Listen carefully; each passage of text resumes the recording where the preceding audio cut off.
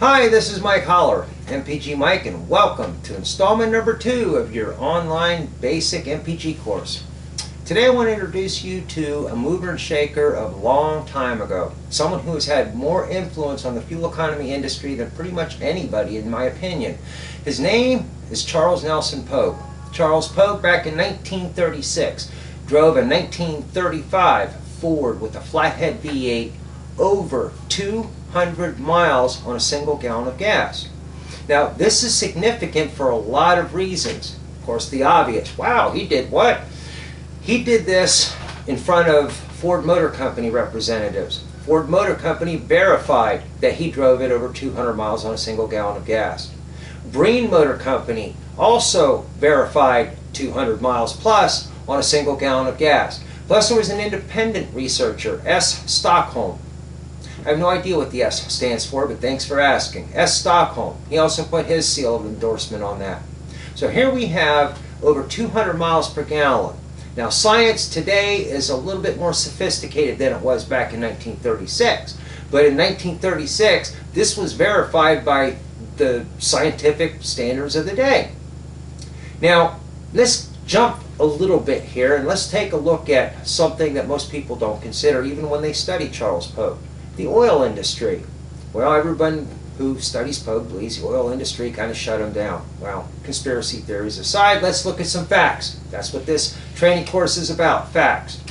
Charles Pogue introduced a solution for the oil companies. Now, in the 1880s, oil companies would pump the crude oil out of the ground. From the crude oil, they would make practical, useful products like paraffin wax for candles. They would make kerosene for lamps and whatnot, and axle grease for the wagons. Gasoline was a waste product. 1880s, what do you use gasoline for? And they would literally dump it back down the hole from whence the crude oil came. Now we fast forward to the mid-1930s. Well, the demand for gasoline was higher than the demand for the other products. The oil companies were stockpiling kerosene, paraffin wax, axle grease, all these other products. They were just, trying to find places to put them so they could keep up with the gasoline demand.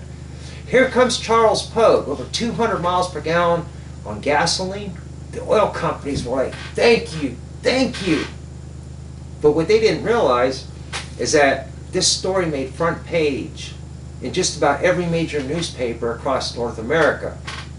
And when that hit, all the people started dumping their oil stocks. They figured if gasoline, 200 miles per gallon, oil stock's going to be worthless.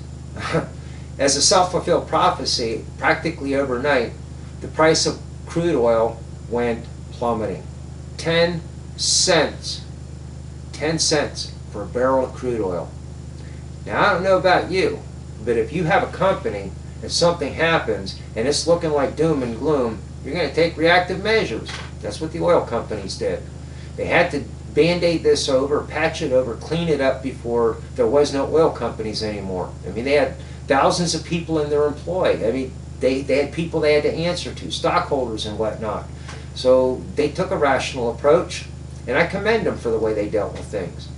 Charles Pogue was set up in an oil filter factory, which is what he did to the day he died. His carburetor was never mass-produced.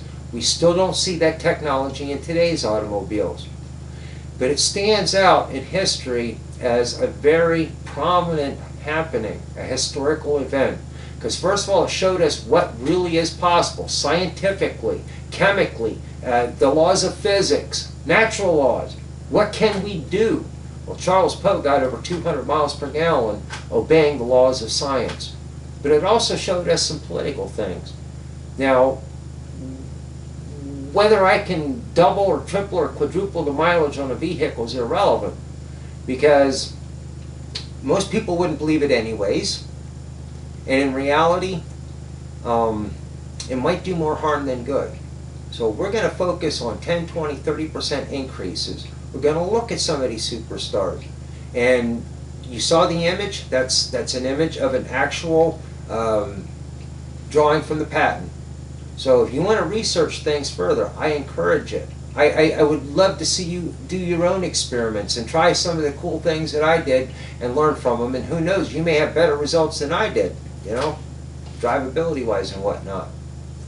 But I think you get the picture. This is very, very real. This is science. This isn't voodoo.